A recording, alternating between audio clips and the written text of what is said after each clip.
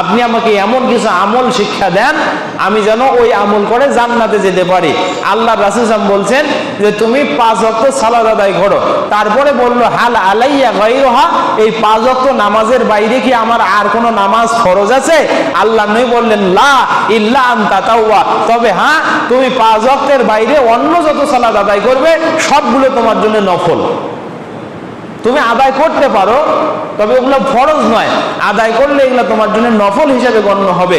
এই হাদিসটাকে তারা দলিল পেশ করে বলছেন যেহেতু ঈদের সালাত আল্লাহ নবীর পরিভাষায় ফরজ নয়, আল্লাহ নবী 5 ওয়াক্ত সালাতকে ফরজ করেছেন, অন্য সালাত ফরজ নয়, তাই রাসূলের যেহেতু তাতাওয়া কথাটি এখানে আছে, এই দলিল থেকে বোঝা যায় ঈদের সালাত হলো নফল।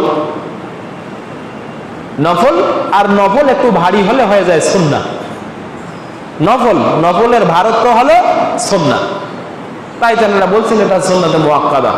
এটা তো এমন সালাত যেটা রুকু এবং সাজদা আছে কিন্তু আজান একামত নাই।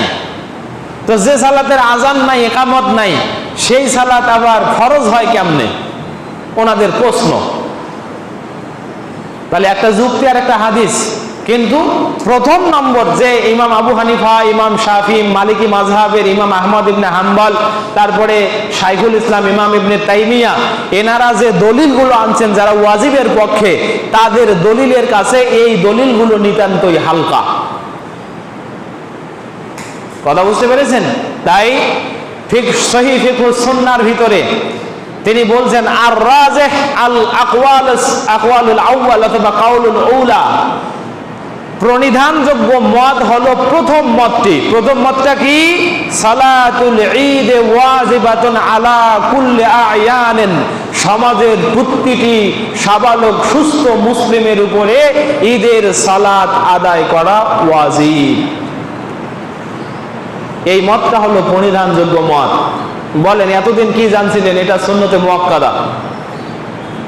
আমরা অনেক আলেম ওলামা বলছি, এখনো বলবে কেউ কেউ, কিন্তু আমার গভীর স্টাডিতে যতটুকু প্রমাণিত হয় এই সালাত ওয়াজিব হওয়ার পক্ষেই অধিকাংশ আলেম ওলামার ফতোয়া। সুন্নত কিংবা নফল বা সুন্নতে মুআক্কাদা অথবা ওয়াজিব নয় এইরকম মতের উপরে কম সংখ্যক আলেমের মতামত।